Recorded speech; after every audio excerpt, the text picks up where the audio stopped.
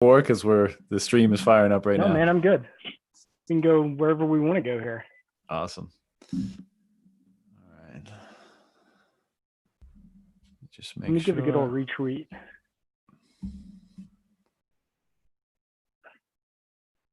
I had an epic fail last night. I tried to use OBS and spruce things up a little bit, but I blew it. I have tried fooling around with that stuff, and I've got this tool. It's called VB audio cable, and I can't figure it out. I've got a little soundboard that can like map sound effects to Right. for when we're on like Dirtbag Friday and all kinds of stuff, but I can't figure it out, man. I don't know.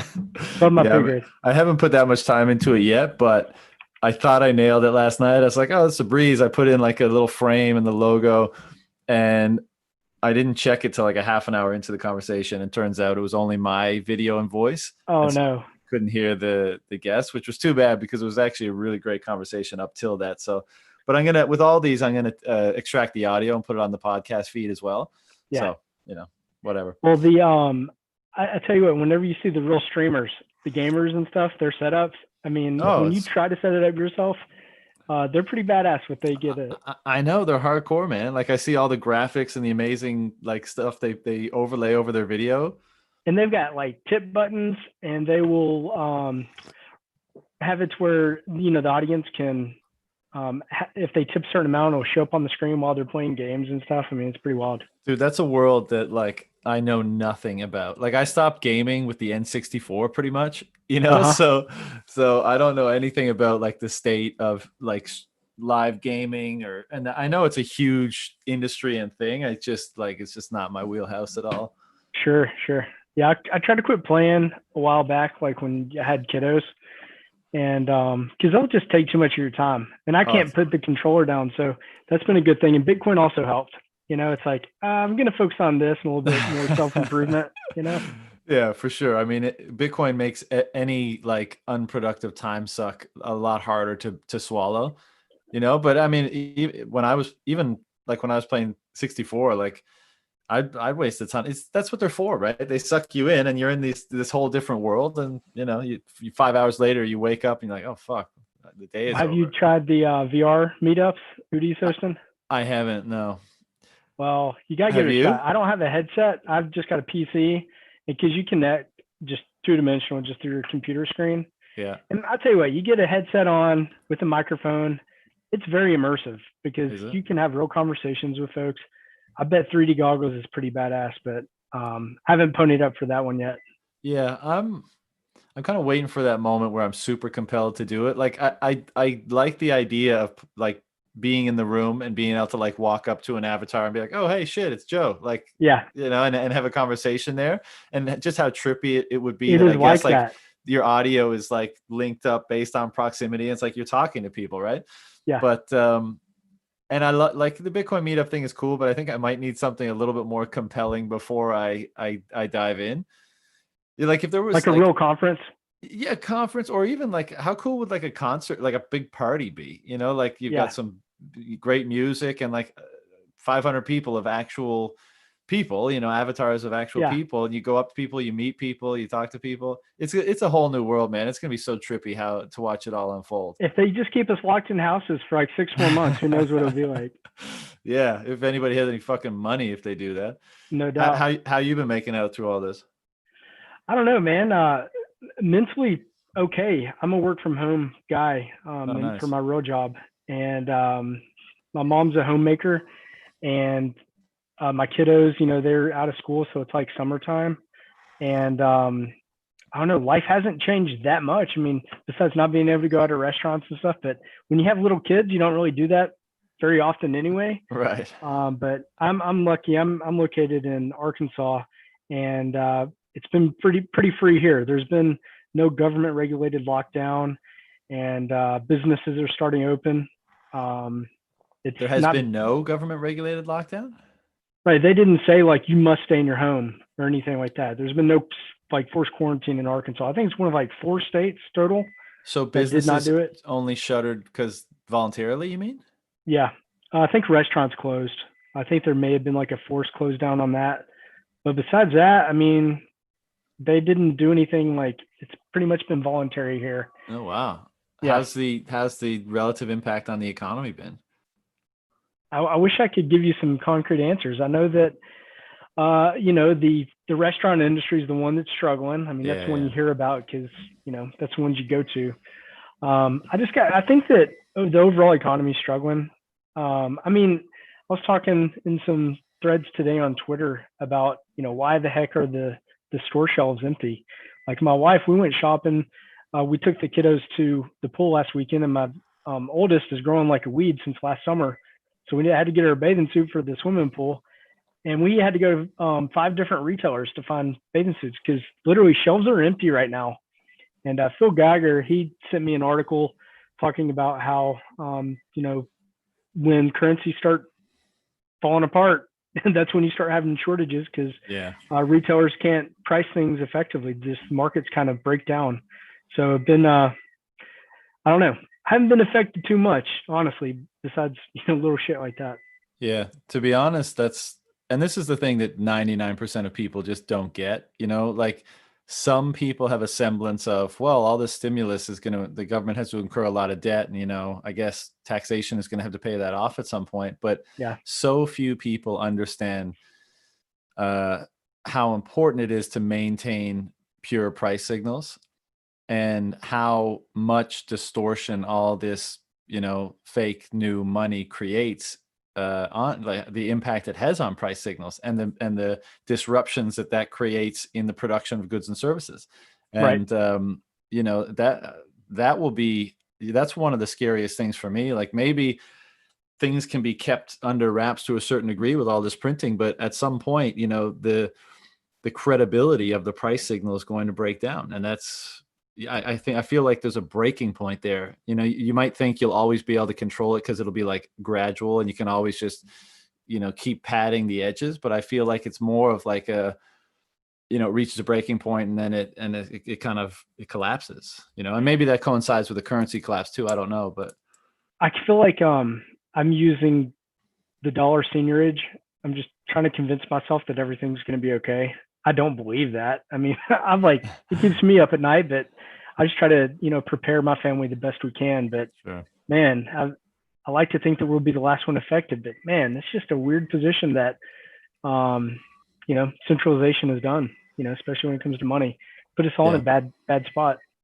Yeah, and it's a rational stance to take, that the U.S. will be the last kind of domino to fall just because the benefits they have of being the world reserve currency and most of the world's debt denominated in their currency and all that kind of stuff. But I don't know if these things were as easy to predict as that kind of surface level analysis, then crazy shit may never happen, and it always does. So yeah, I don't know. I keep coming back to it, but we're just in this totally uncertain time right now where tomorrow anything could happen, anything could pop off, anything could change, markets, currencies, social unrest, political movements.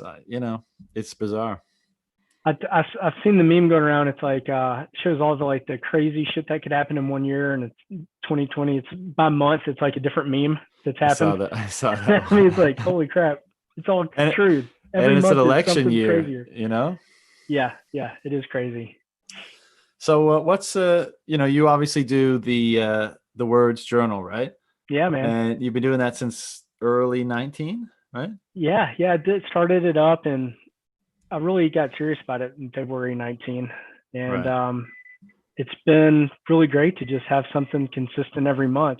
I mean, when I passed a year, I was patting myself on the back. I was like, hell yeah, this felt good to stick to it and produce something that I'm proud of.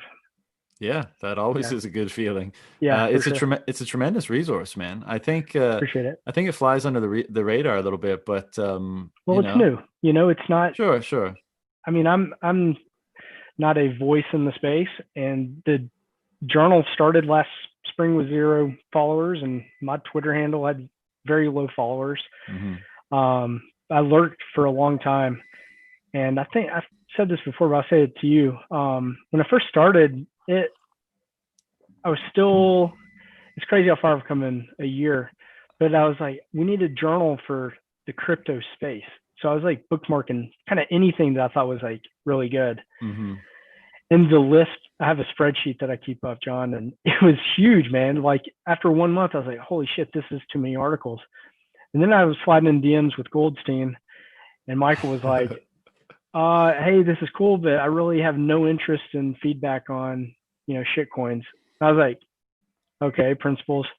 Because I already believe that, but it was just like a kick in the ass, like, hey, get focused. And so at that point, I was like, I'm pivoting Bitcoin only because that's what I really care about. The other stuff I was just bookmarking because I thought that was a big deal, but it's not. So anyway, since then, I was is Bitcoin only, and it's been quite a journey. I mean, it's kind of cool because I do something consistently every month, but I've got a backlog going back to the genesis of articles. And then my spreadsheet, I just counted it up before we hopped on the call so I could drop the stat, but there's 1,300 total articles. And I think like 500 have made their way into the journal so far. So there's a gap of, 700 articles that still need to be loaded in that are backlogged. Because that's what I really want to create. It's just like this ultimate resource in the future where future Bitcoin, I'm going to call them scholars, just people who are interested in what was happening. Yeah. It'll be a great reference point. And little time capsule for what was going on when, sort of thing. Yeah, and by having it by month, you can really zero in on what the heck was happening for that time period. And it hasn't happened on a ton of articles. Thank God for like Internet Wayback Machine capturing old web pages, because I found a bunch of them on there. But you can't just like search and find that. You've got to like kind of know what you're digging for. But then I've had a couple resources where the author erased their whole Medium account and all their stuff was gone, but I had already transcribed them into the journal. Sick. And so it's like, it's saved. So that's kind of like when Medium goes down, I've kind of beat my chest, like, this is why I'm doing this. Yeah. Of course, if GitHub went down, this would be down, but I was just going to say, I hope you have like redundant backups in more than one place. I do. I have like, they're in several backups. And what's great is in this Git format, the static web page, John, I could fork it over to GitLab, which is a competitor of GitHub, and it would fire right up there. Or I could set my own Jekyll, which is the web page backend. I could set that up on a browser. But right now, I like having GitHub. It kind of has that kind of developer ethos. Although I'm not a developer, I don't know. I kind of like that it has that in the URL because it lets people know that this is a project. Yeah. Dude, it's, consulting, like going through the journal just makes you realize you're mentioning focus and how it was first brought and then you came to a Bitcoin focus. It always amazes me just the sheer like density of intellect, I guess, in this space, and like there's so many great pieces of writing. There's so many that in particular, that's really impressive. And, being on Twitter, there's always some great thoughts and insights to pick up there. There's people producing great stuff on audio. Like there's just, it's like an army of really clear thinking individuals coming at this as objectively as they can. I mean, it's really hard to be completely objective because we're all so hopeful for this thing, and that adds a big element of emotion, which we try to keep in check when we're assessing this and analyzing this thing and learning about it as well. But it's just incredible. Like you say, I think scholars will look back and be like, wow, like first of all, how is this not obvious to everybody? Look at the kind of brain power that was converging on this thing and tearing it apart and creating connections and articulating in a variety of different ways. Yeah. And that it just always amazes me. And that's one of the things that makes this space so compelling. It's like, how could you not be involved? How could you not want to mix it up with those people on a regular basis? It is crazy. The project's grown and you just scroll through like the chronological view. I mean, it's just like, that's a badass article. Badass. There's so many great pieces that are being written. And it just goes back to the quality of people and the thinkers in the space. And then it goes back to the it's like a meritocracy. Only the good ideas survive. And if it's a shit idea, go away. No one cares. But the good ones get sharpened, and it makes Bitcoin that much stronger. Yeah, and that's why the toxicity is good. At first glance, you think, oh, what a bunch of pricks, what a bunch of assholes. But it's just there's no time to waste in being overly apologetic or kind about either a bad actor or a shitty idea. It's Yeah. not, it's nothing personal. You say that was a fucking shit idea. You need to refine that, or you battle it out and you see what emerges. But I think I see it as a virtue. It's just a bunch of people that are like, no, we're like, this is not kindergarten. We're not gonna, just pacify you by saying like, oh, that was a nice try, and you have some really nice. If it was shit, it was shit, and Right. move on. And of course, once you get past that veneer of seeing like perceiving that it's toxic, it's actually awesome, right? Like most I most agree. I people you mean, encounter are great. I see the crazy threads on Twitter. I mean, I don't spend a ton of time on Reddit and Yeah, BitTalk nor me. for Bitcoin Talk. I haven't dug into that at all. That's going to be another world once I finally get to that. But just observing people hash it out, the war of ideas, even for simple things like the big one right now that I'm seeing a bunch of arguments about are semantics around L2. Like, Right. is liquid L2? Is it not? That's one small example. And then the whole KYC and taint and privacy, that's another one. And I think it's like you said, it's healthy. We've got to figure this shit out. We're talking about money. We're talking about revolution here. So let's figure it out now before the developers push updates. Yeah, and of course, sometimes it goes over the top, and some people cross the line. But it's not like if you're going to have that approach, you can't like tightrope that perfect line all the time. Yeah. You're gonna err on one side or the other But I occasionally. don't see it when I see two thinkers go at it. I don't see a lot of name calling. I don't see that Generally, because no. Yeah. whenever two guys are fighting it out about ideas, name calling, no one accepts that shit. Right. You in lose Bitcoin. if you name Because call. like, no, if you go there, you don't have a coherent thought, your idea sucks. Yeah. So it generally just, it might agree to disagree sometimes, and that's okay too. Yeah. I know this is probably a tough question, but what are some of your kind of favorite pieces that you've come across? You go through so many. Yeah. What are some of the ones that stood out for you? So I've got some, one of my favorite ones of all time. Again, I've only been really heads down since like January last year. So when did you come So, in like, to the space? Sorry, let's get the oh, backstory okay. for a sec first. You're not gonna believe this. I'll make it quick. All In right. 2013, I had a baby, got married, moved, bought a house, everything. And in all my wisdom, I bought a NAS, a home NAS to store everything, network attached storage. And I thought I was like a cypherpunk. I have cloud connected storage at my house. I put all my baby pictures and family pics on there with me and my new wife, my wedding pics. And then one day I woke up and the NAS had been hacked and they wanted Bitcoin for the ransom. And I had to go tell my wife. I said, babe, how I told you to delete all those pictures? They're safe on this NAS. Well, I lost them. We've been hacked. So I went on Coinbase and bought, at the time it was 0.6 Bitcoin was the ransom. So it was the first time I ever bought Bitcoin. And then I got so pissed off. I was like, I'm not paying these sons of bitches. I'll deal without the pictures, which broke my heart. And I had to go tell my wife, I said, honey, we're not getting these back. I lost them. We got hacked. And she said, well, you dumb son of a bitch. You think I would actually delete those off my computer? She went off on me. So then I had a hard lesson in closing ports on devices and backing things up, and love my wife. She had all those pictures saved. But, amazing. Yes. So that was my rabbit hole. But I walked away after that. I didn't get back into it until number go up in 17. And Right. I built a mining rig because it was just easy money. Everyone's printing money and it's sitting in the corner powered off. It was a fun experience. I'm not gonna lie. It got me into it. And then eventually found my way to Bitcoin Twitter. I've had Twitter since like 2009 or something, but I never really used it. I didn't get it, but now I understand. You can really find a community. You can control the noise.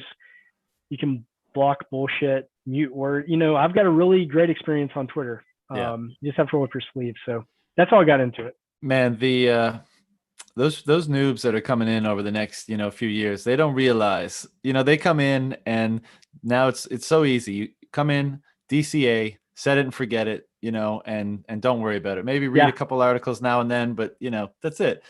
It's so You're goddamn gonna have easy it to, hand delivered. yeah. And you know, all of us have these battle scars all over our body from like making mistakes and doing this and doing that and spending Sure. replace and shitcoin casino and all this kind of stuff. I mean, I hope they give us credit someday for all the legwork we did. I don't know. I think that people, part of the journey is getting wrecked. You know, I think you gotta. I'm I think you hoping though respect it it doesn't more. have to be moving forward. I mean, there's Yeah. as like your words is a great example of this. There's so much content out there now. Yeah. Like in 17, there was, you know, it was a decent amount, but it was mostly like the biggest thing was Andreas videos, I think, for a lot of people at that time. Yeah. People were Um, writing, John, but it was really maybe Medium was just picking up. If you look through this spreadsheet right now, you'd be appalled at how many people are posting straight to Medium instead of like how self-hosting. little? How many? Oh, at You that would time? be currently Oh, the past currently. like 2 years, Oh, 3 I years. know. Yeah, yeah. I Sure. mean that if Medium, I'm just it's totally hypothetical. They're not going to go down, but if they went down or they decided to blacklist Bitcoin, that shit would be gone, man. There would be so many think pieces gone. But everyone would Um, have, you know, copies of that shit, right? Hopefully, maybe they Yeah. don't. I've Wow. talked to people that said they don't have backups, but they're working on it That's fucked. because they asked for permission. But I mean, yeah, back then people were writing, but a lot of them were on their own self-hosted blogs because that was like a thing. Yeah. So it was all over the place. So the nice thing about Medium is you can go there and search keyword and you can find a ton of content. So that Right. is kind of a nice thing. Yeah, and I'm just hoping that now with the density of content Yeah. and the narrative, the solidifying Bitcoin only narrative, especially in light of like the post ICO shitcoin boom and you know where we are today, and the kind of the DCA narrative that seems to be emerging as the proper way to play this. I'm hoping people don't have to get wrecked to get involved in this stuff. I Yeah. mean, you know, sometimes you got to touch the stove, but The onboarding tools, there's a bunch of them. And there's no shortage. If someone asks, you know, where should I start? I mean, I've got a long list that I go through, you know, like here, and it can be overwhelming even because there's so much totally. good stuff. So It's chill lightly. I liked what Matt Odell said. I've taken that approach. I've kind of chilled out on my friends.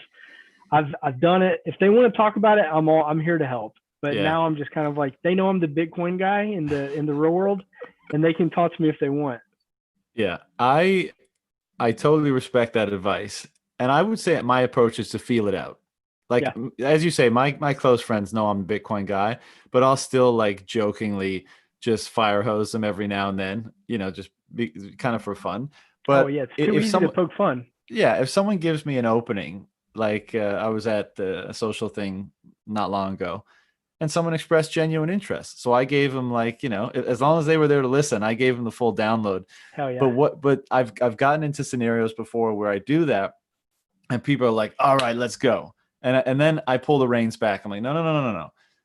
Just take a little amount and every week, every month, whatever it is, $10, $20, $50. And because then I don't have to carry the responsibility of any like loss or mistakes they make. For I sure. I kind of sold them and my risk is like $10 to them. Yeah. Yeah. And then if they, after they get their feet wet, want to bet the farm, that's on them. And I don't have to Sure. take responsibility of it for it. So I respect the shill lightly advice, but I definitely shill hard sometimes still. I'd So never pass up an opportunity to chill. No. My poor wife. I'm in Arkansas. I've said that already, but it is a desert. There's no Bitcoiners. Like the most hardcore Bitcoiner in the state is me, and the second most is my wife. She's a badass. in the So state, I'm telling you, man, there's like no community no, there's no whatsoever. meetups and shit, nothing like that. There was a cryptocurrency meetup here in Little Rock, and I attended it probably like 4 or 5 times. And they just literally they talk about shitcoins the whole time. There's a one old lady, and she reads a shitcoin paid list recommendations on what to buy out loud to the group. And I'm just sitting there, I'm like, what the fuck is this, man? Very painful to watch. So I started a Bitcoin only meetup right before Corona happened, and now like I've had no chance to get people together. So Man, sometimes I wonder, you know, how big the space really is. You know, you look at a market cap and you say, well, it's hard to have an opinion on how relevant that is. I mean, to you or I, 170 billion is a lot of money. In the yeah, context of global asset classes, it's a drop in the bucket. You know, Apple's, some of the biggest companies in the world have that amount of cash in their Sitting in a reserves. bank. Yeah. Yeah. So it's still so tiny. And, Bitcoin Twitter is definitely an echo chamber. There's not that many of us in there. Right. So I wonder and these kind of chats are not illuminating too much about that, but it's fun just to connect with the people that are not like super front and center on Twitter or stuff, For sure. just kind of your, not pejoratively, but like your quote unquote normal like Bitcoiners. Yeah. Yeah. Just to talk and see like, what's up, where are you guys at, what's your experience? And yeah, but I wonder like how big this really is and how fast, how fast it's growing, like how Well, many more people are getting into it. don't let Little Rock, Arkansas skew your opinion. It's not exactly a technology hotbed. Right. It's not exactly on top of any chart in the U.S. Yeah. except maybe like obesity and poorness. those are, we lead in those, lack of education. But I think the answer to that is probably you don't have to be obsessed with it to be into it, right? Yeah. Like I think a lot of people that hold Bitcoin are probably like, they get it, inflation hedge, sound money, number go up technology, whatever, and Yeah. they were convinced to do it, and they stack sats or they took a position, and it doesn't consume their life. They're like, yeah, it's a part of my mix, and I get it, and I think it's great, and if it works out, wonderful, and if it doesn't, whatever. And that probably is a big chunk of the money that's in the space, and then you've got hardcores like you and I and the people we know who probably see it on a deeper level, see the implications or the For possible sure. implications of what it represents, and just are compelled to be more involved than the average person. So that's probably why that I feel that way, or that sentiment emerges, but who knows? I agree. I think Hasbrook coined the true believer term, and there's true believers, and then there's other hodlers out there, and I think there is a difference, but Yeah. I don't know.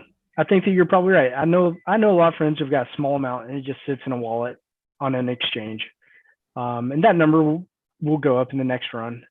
The hope is that we can educate them enough to pull them off exchange and self sovereignty for themselves. Do you have any thoughts on what the next run will look like? What do you mean look like? Not price wise. Price wise, media frenzy, how people get involved. I don't know. The whole when timing. The whole stocks pumping right now is kind of hurting the narrative. It's hurting the whole Bitcoin fixes this narrative because all those numbers are growing up, and we're printing all this money. You don't need to fix a rocking stock market, baby. Yeah. So I mean, I think that will come to an end. Yeah. And I didn't participate in any of that speculation. That's just not what I chose to do. I sat on the sidelines and kept stacking sats, and I feel good about that. So I think that the way the world is, John, I really hope that we just get a bloody nose and everything kind of corrects and moves slowly. And I hope that the transition to the Bitcoin world is just slow and steady one. I hope it isn't by gunpoint. I hope it isn't really bad, because it could be. Gradually and suddenly is real. Totally, man. And I often wonder myself, because like I said at the beginning, you try to educate yourself so that you can see things as clearly as possible. And we know that nobody can predict the future, but once you start to see how and why events have unfolded in the past, then of course you're going to compare to current events, and you're going to look for similarities, right? Sure. And you're going to look for trends. And that's what a lot of us has done while we've been in this space. And every time circumstances coalesce as they have now, the next chapter, the thing that comes next, the outcome of that is usually pretty disruptive. Just everything taken together. And maybe the unique thing about right now is Bitcoin, and maybe that means it's not as disruptive of a change or shift or restructuring. But who knows? I hate sometimes that I feel like sometimes I'm irrationally hopeful, and that causes me to be like almost willfully ignorant about what's coming. I just Yeah. because you can't wake up every day and be waiting for that type of thing, but at the same time you can't wake up and not be waiting, planning, and preparing for such a thing. So it's a really like weird mental dynamic because Well, objective. Bitcoiners are so like skeptical. I mean, like they're already, in my opinion, super skeptical, over prepared. I mean, when you take sovereignty and hold your keys, your whole mindset of what being prepared is goes 10x. Yeah. So yeah, I couldn't agree with you more.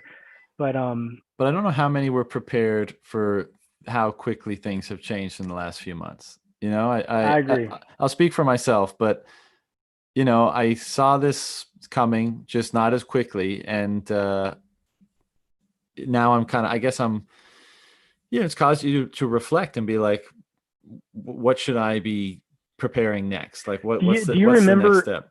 In September last year, when the repo markets, they were dumping trillions in. Yeah.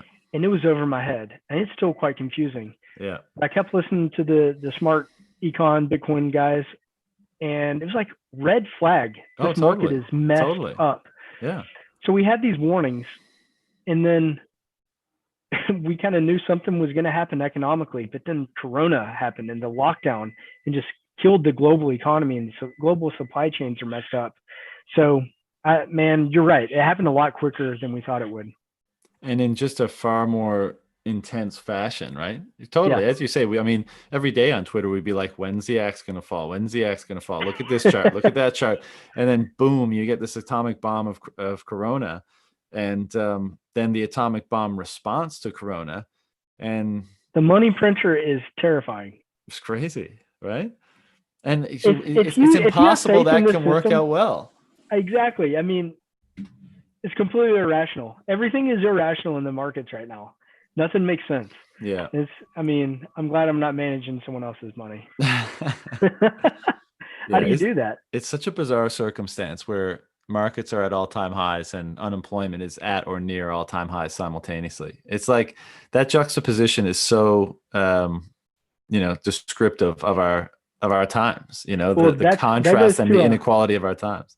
They're making it easy for us to show lightly, John. Like when that kind of shit is happening, it's easy to have a conversation.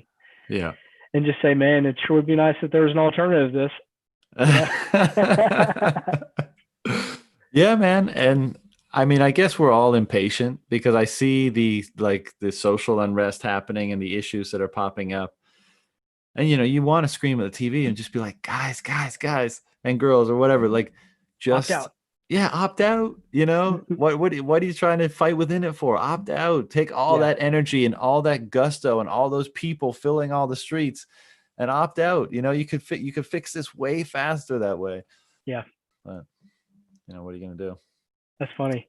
So I think that what has kind of helped me rationalize this, what's happening and what's coming for Bitcoin. I read the Sovereign Individual, and I was like, wow, this was in the early 90s, mid 90s when this was written. This is awesome. But I really love the historical context that they laid and talked about the transformation through time. And then when Tor released the Bitcoin Reformation, I was like, this is badass. This is like the next level, the next chapter, next couple of chapters of what the Sovereign Individual could be. I could definitely see some similarities between the two pieces, but I thought Tor's piece was really fantastic. That's been one of my favorites. I totally agree. I'm only halfway through the Sovereign Individual actually, but it's just been on my shelf for a long time. Sure. But thus far, it's so incredibly prescient. Yeah. It's wild. So nicely. Yeah, it's wild how accurate a lot of that stuff has been, and it was really interesting to see how they characterize these different phases in history and the attributes and the technologies that characterize the different manifestations of governance and violence and war in society. And I think most Bitcoiners realize that Bitcoin dramatically changes the dynamic of violence in society. That was so hard for me. I need to reread the book because for the first, I don't know, 90 pages or so. I was like, it was hard for me to just wrap my head around that language. Just, I don't know, because I've never had anybody talk to me about the monopoly of violence and the role of violence in the state and the role of violence in power. It's just never, man, I'm kind of naive. I've just never thought about that. Yeah. I feel like Bitcoin is a lens that makes like learning tangential things so much easier. Like it's just the clearest lens to analyze these things through. So there could be topics that maybe before you weren't that interested in, or language is a bit tough, or a little bit over your head, or possibly the most important thing is you didn't feel an understanding of these things were totally relevant to you. And so why would you study something that's not relevant? But Bitcoin not only provides like kind of a clear lens that connects it all, but it makes it so incredibly relevant that you're like, oh, I want to know how Bitcoin influences these different things, these different manifestations in the real world and in my life. Right. And the thing is, money touches and affects everything. Right. It is, value transfer. I mean, it's part of every transaction between man. So it literally touches everything. And what I found through the project is that there's different disciplines of Bitcoin thought. There's political Bitcoin thought, there's technology Bitcoin, there's finance bro thought, there's economic, there's legal, there's all these different, game theory. So, I mean, something I've talked a lot, it goes right into what you're saying, was talking with Gigi. We were talking in the VR meetup. I got to visit with him. That was a pretty cool experience. He's an awesome dude. Oh, he's so cosmic. I've loved y'all's podcast. But just talking about the different disciplines in the area of thought around Bitcoin, because for me personally, I've got a stack of books right now that I would have never in a million years picked up if it wasn't for Bitcoin. And it's not just Austrian economics. It's, ancient philosophy and just meditation, just stuff that's about self-betterment and really trying to be a better person. And I think it goes back to the whole time preference changes your DNA. I really do. Man, it's such a fascinating and deep topic, that one that you just mentioned.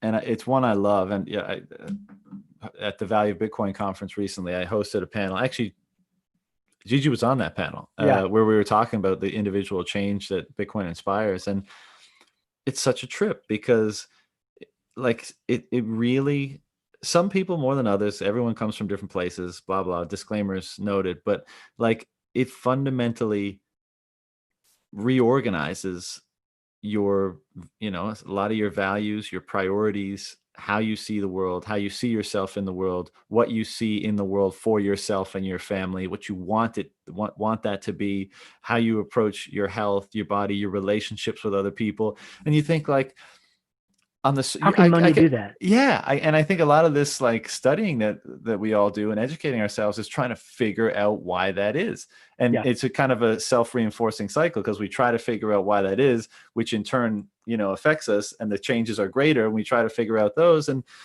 you're so right. And that's the amazing thing. Like this thing, I can't remember who said it, but Bitcoin will change you more than you change Bitcoin. Right. And it's so true. And that's ultimately what this is about, right? Like anything we interact with is a tool, and Bitcoin as money, or Bitcoin as a tool, prohibits or permits certain behaviors, right? And it does that through the function of money. And I think the balance between the two of those things is what makes it so unique, because it permits a lot of behaviors that we want to be permitted, and it prohibits a lot of behaviors that we want to be prohibited in a unique way that's never been available before. And so in a very real way, it guides our behavior through how it allows us to interact with it. And in doing that, it changes us like, in very fundamental and significant ways. So this is a behavioral revolution, right? Have you read all Brandon Quittem stuff? Mycelium? I read that series for sure. Well, you think about like the stuff that he talks about, and even Gigi, I mean, it's like Bitcoin is literally a virus, and we're these little workers that are just going to preserve it. It literally has changed us. We want to protect it and make it stronger. And the way we do that is by making ourselves better and stronger. Positive feedback loops and number go up. It's just like baked into the DNA. Yeah, 100%. And that world in the future that we envision, like a Bitcoin denominated world, a hyper Bitcoinized world that we envision, and whatever it looks like for you, maybe it looks, slightly different for many of us, but it looks that way because we've all changed how we behave. Right. Bitcoin just allows for different behaviors. So it looks different because we're all maybe more honest. Maybe we're all more truthful. Maybe we're all more calm. Maybe we're all more courageous. Maybe we're all more compassionate. Maybe we're all more creative. Maybe we're all more innovative. Like that world that we see, that world that we want to bring forward as fast as possible is just us in different form because we've changed we've had the tools to allow our behavior to change and those who we interact with and build a world based on those new behaviors. And, so we're like every passing day, as we wait for a number to go up, we're the thing that's changing, Yeah. maybe more than Bitcoin. Or Profound. definitely more than Bitcoin. Yeah. Bitcoin is slow and lethargic, buddy. Once every 10 minutes. Yeah. It's just an incredible phenomenon, man. And I know that, our respective normie friends, when they hear this kind of speak, it seems so hyperbolic or it seems so wacky even. This is definitely not a normie conversation because eyes will glaze over and they'll think that you're in a cult or something. Right. But it's really, it's about yourself. That's what I believe. I mean, it is what you put into Bitcoin and you'll get out. If you put in positive intent, you'll get positive out. So I couldn't agree more. And look, at the end of the day, the greatest sales pitch is who you are and like how people perceive you to be. And so if people think, oh, look at Joe, man, he's doing well. He's a really nice guy. He's strong. He's healthy. He's all these whatever things that they value. If they see that in you, they're going to wonder, how is Joe that way? Sure. And Joe is probably more than happy to share his experiences of how he's become that way. So it definitely is. It's I don't know. It's like that. Whatever that saying is like first. I'm going to butcher this because I don't remember it right now, but it's like first they think you're crazy, or first they count you first out. First they laugh at you, then they that one mock you, then they laugh at you, then they fight you, then you win. Yeah, something like that. Yeah, that's the one. A great quote. That's true. Yeah. So what else is on your mind these days, man? What's exciting you in the Bitcoin domain? Anything in particular? I love me some Lightning. I had a pretty interesting experience recently. I found myself on IRC for my first time, and I was on the IRC channel with some like purists, I guess. They were a channel on base layer purists or what? Yeah, base layer purists that like didn't even believe in SegWit and thought Lightning was shit and definitely Liquid was shit. And I've never experienced anything like that. So that kind of opened my eyes to a different world of Bitcoiners that I didn't even know existed. Deep, dark, and IRC channels. Right. They're out there. But the good news is that they can still run Bitcoin and it still works because the developers have that foresight to have it backwards compatible. But when I'm thinking Lightning is badass, I'm a user. I use it for a lot of my tool or for words. Whenever I publish a journal, I use faucets to reward readers. I've been doing that plan. I use lnpay.co, and I'm not affiliated with it. I just love that service. But the developer, Tim, I've just been spitting ideas at him, and he's been building them. But some really cool stuff's happening, John. I know you've probably got a good marketing head just based off the nature of the podcast, but we've been thinking a lot about how Lightning can change email marketing and how it can change a customer's experience with the brand and how you can take the middleman out of marketing because we've been playing with faucets and emails. You could literally pay someone for their attention for reading your copy in your email. So I think the Lightning, man, we're just getting started with it. Small payments are really fascinating. We're talking about games. I'm bullish on Light Night. I bought that. I have played it a couple times. It's not live yet. What's that like? Tell me, what's the premise of that? It's a first-person shooter. It's still in beta, but if you kill someone, it drops some Satoshis, and you can run over them and pick them up. And then at the end of the round, I don't know the rules yet because it's not live, but I think at the end of a round, whoever wins will get to keep all the sats that were dropped during the round, which is pretty rad. I think you also be able to like buy different upgrades like in the match. Like you can go run up and pay with sats that are in your wallet on the game. So that's pretty rad stuff. Yeah, the space is becoming so, as the tech evolves, it's becoming so broad that I think you kind of have to choose where you want to place your energies, Yeah, for because sure. You can't do it all. you can't keep up with everything. Yeah, you can't do it all. You can't test everything. And with something like Lightning, I feel like the way that will develop is people are just going to dream up things, like not even knowing about Lightning possibly, just like, oh, wouldn't it be cool if something could do X? And in their kind of searching and developing how to figure out how to do it, Bitcoin and Lightning will be there, and they'll say, oh, maybe I could use this for that purpose. And so it's so hard to predict how these tools are going to be used. I got an example for you just like that. Sure. One that me and Tim thought up. I was kicking around because I've been a blog reader avid since college, and I've had just like hundreds and hundreds of blogs in my blog reader. And I was like, man, it would be badass if we could build a dashboard, an aggregator that pulled in all the different blogs into one spot. And then if someone want to read it, they'd have to pay a single sat or 10 sat, whatever you pick the number to be. And so we talked about that last fall. And then we talked about it again in like January, and the son of a bitch built it. I don't know if you have the browser up, but if you go to Word's website, one of the links in the top bar, navigation bar, it's called links. And that's a little side project I built. But it's a blog aggregator, and it pulls in the RSS feeds for like 50 different Bitcoiners blogs.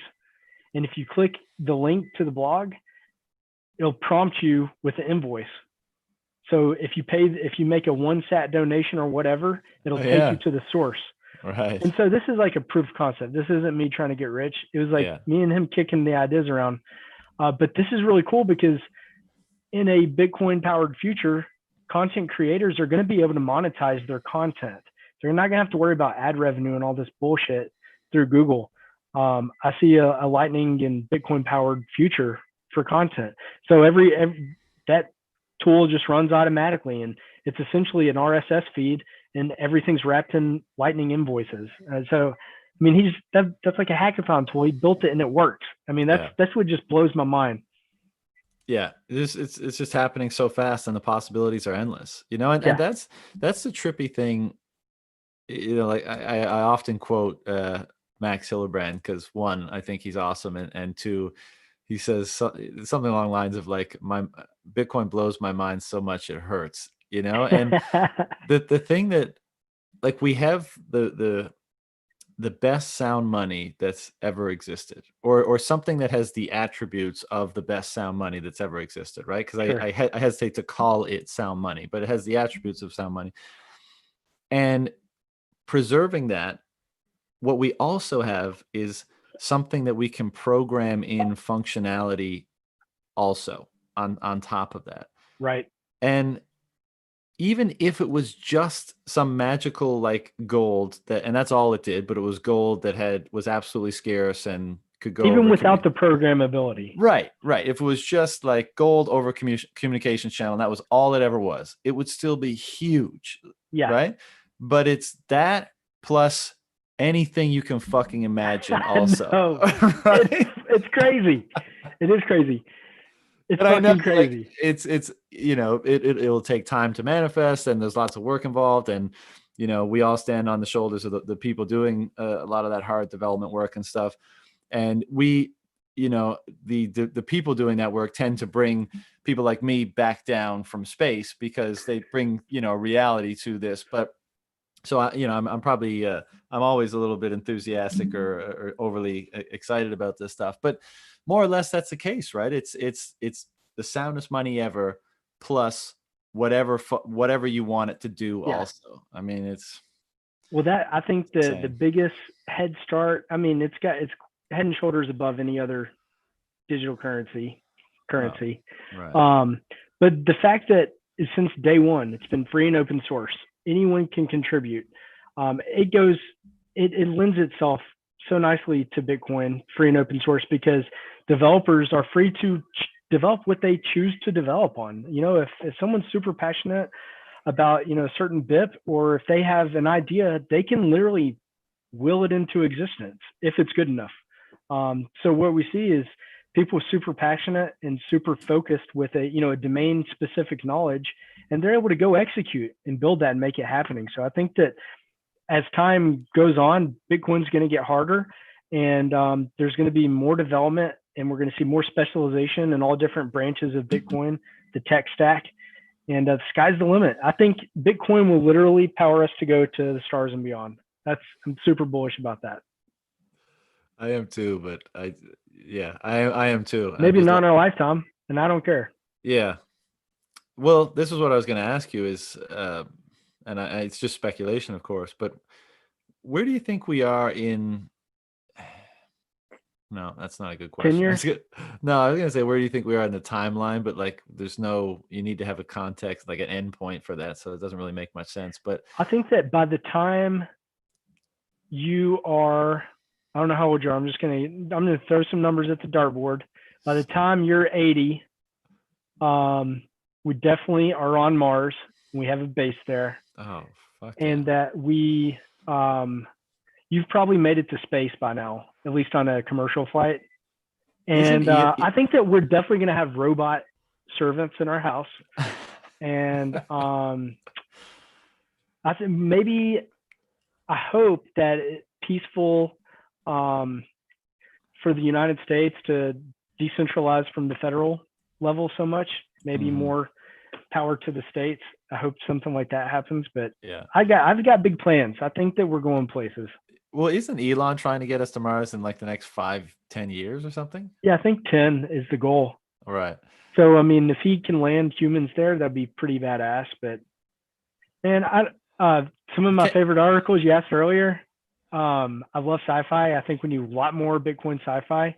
The two articles are really good. Drew Bonsall, he has say that one. Yeah. Well, that one, Bitcoin astronomy, it's mind-blowing. He talks about how Bitcoin mining could literally power human exploration of other galaxies, because humans would want to set up Bitcoin mining, be the first ones to be able to set up mining in other galaxies with their own star, because you can't efficiently mine once you get a certain distance away from Earth, because the latency. So we could literally, starting new chains and new galaxies might be a way that could start, the space exploration. But then another one, I don't know if you know about this one. You probably use Clark Moody's dashboard. You familiar with it? No. Clark Moody's got a really fantastic Bitcoin dashboard with tons of stats. You got to look it up. But he's also got a very cool article called Bitcoin and the Interplanetary Frontier. And it complements the two articles. He may have written it before Drew, but the two articles are really complementary, talking about outer space exploration. You got to check out his dashboard though, man. It's my homepage whenever I start the browser. What's it called? Clark Moody's Bitcoin dashboard. ClarkMoody.com. Oh, bitcoin.clarkmoody.com.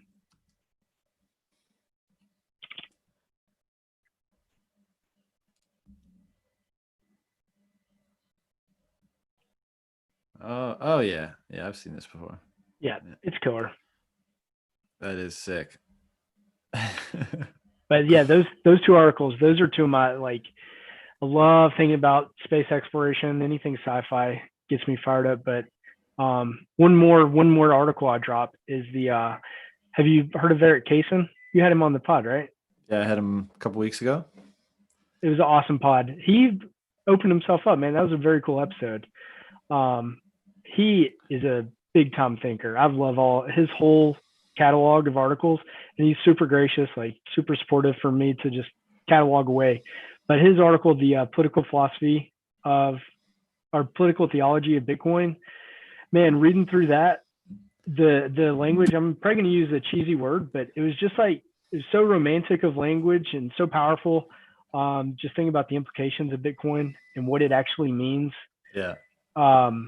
That, man, a lot of his articles hit me that way, but that one especially, that's probably one of my all-time favorite articles. I couldn't agree more. And, also flying under the radar a little bit, Eric, you know, Yeah. just his writing and his profile and stuff.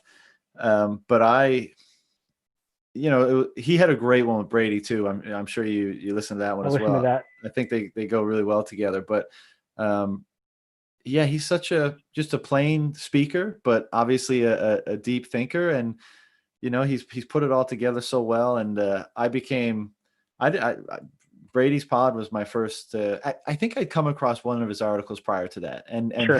hadn't like paid attention to the author, sort of thing.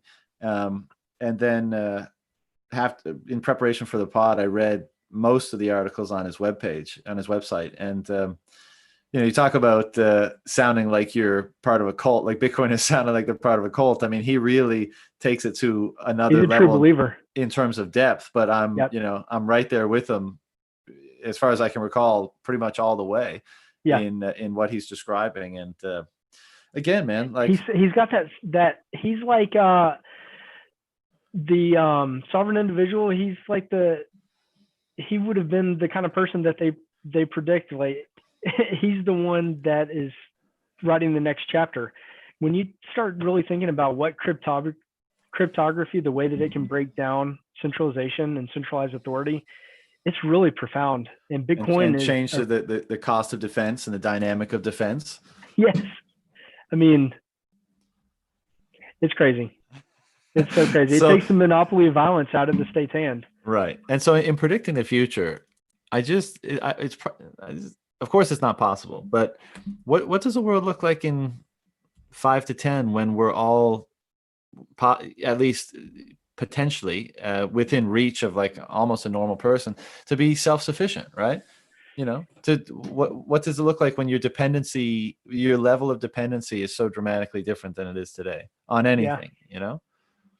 I don't know. I hope that's the case, John. Yeah, me again, too, I man. hope it's a slow and peaceful transition to that reality, and it could, because the market cap is so small. I mean, again, like you're saying, Apple's massively bigger than Bitcoin, so it doesn't have to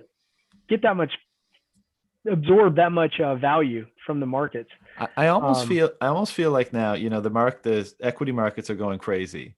And maybe this is just me being hopeful, but it's kind of, you know, how a tsunami sucks out the water first. You know, It kind of feels like that, and then it's just all going to crash through. And like, and if you're not into Bitcoin, this just sounds like a hopeless dreamer sort of speak. But like, what an opportunity that Bitcoin has kind of stayed at the level it's been at for so long, for people to give people an opportunity to see its value and educate themselves about it, and actually, you know, potentially get some, because as many of us believe, and yes, we could totally be wrong, I get that, but if we're not, you know, there's a long way to run with this thing yet, and you know, nobody's getting mine, so that's what I'm saying.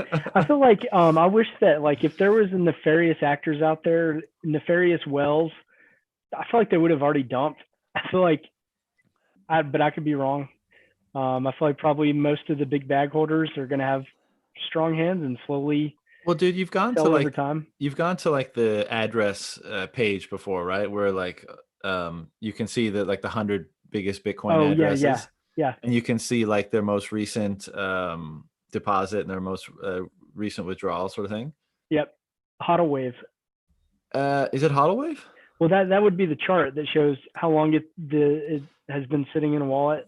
Yeah, I mean, like there's a site that like the actual address is there, yep. and I'm familiar. And the balance, and then the withdrawals and stuff, and like and I know some of them are exchanges and this kind of stuff, but like even the biggest addresses, many of them have not had withdrawals since like 09, 10, 11, 12, and still deposits on a regular basis. Yeah. You know, so the conviction. Yeah, exactly. Like you buy something at $1 and you're still buying at $9,000. I mean, it's what I'm finding is crazy. Like me and you, we have conviction for sure, and a lot of the people that we interact with on the internet have conviction. Again, this project, I'm finding authors and people that aren't necessarily part of Bitcoin Twitter, and and I'm finding some really OGs, like we're talking 2011, 2012, 2013, and they've got balls of steel and conviction through the roof, and they were making calls, and they were calling out shitcoiners and scammers. I mean, man, the tribe hasn't changed. It's just gotten bigger and probably stronger. And dude, if you saw this that early and you didn't like sell out, you stayed with it, you rode the ups and the downs and everything, Yeah. then you fucking deserve every like sat that you have. I agree. You know? I agree. And I know like that's a knock on the distribution sometimes, and that like a bunch of early adopters have such a huge percentage of It's the only fair way.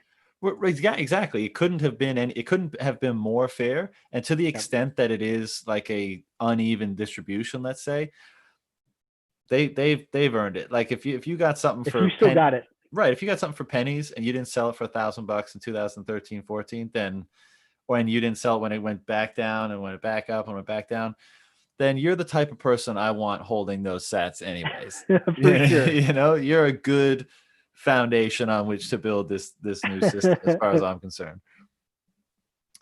Man, any last words before we shut this one down? No, man. Love what you do. Thanks for having me on. Love getting to talk shop because, like I said, kind of in a desert down here in Arkansas. So nice to get to connect with somebody. 100%. So the Twitter handle for Words is _Bitcoin Words. That's it. It's _Bitcoin Words. Words was not available, so I threw a Bitcoin in there. And then that was a good move. The website is bitcoinwords.github.io. I know it's a mouthful. I'm thinking about buying a domain redirect. It's shorter. I've had a few people say, just do it, Joe. So I'll probably do that here pretty soon. Well, man, and for anyone listening, if you haven't checked it out, it's a tremendous resource. You know, I recommend Gigi's Bitcoin Resources a lot because it's another great resource. But this is definitely recommend worthy because it's brought together so many great thinkers and articles and all sorts of stuff that if you're just like a total Bitcoin geek and you want to fill up a day, reading and learning, it's a great place. Yeah. And it's a great place to recommend some new people coming into the space, or at least the article is hosted there and you can say like, provide a link to the specific article. It might be a little overwhelming for a new. Yeah. It could be overwhelming. I'd say just for anyone listening, it's put out once a month, usually at the end of the month. And I try to bookmark all the best think pieces that I come across throughout the month. And I reach out to the authors and get their permission and throw them in a journal on a single web page, and also throw them in a PDF so you can download them and shoot them around to your friends. So please connect because I'm always looking to talk shop. And thanks if you're out there listening. Thank you. Well, man, you're doing awesome work. Keep it up, and I'm sure we'll speak again in the not too distant future. Right on. Thanks, Sean. All right. Take care, brother.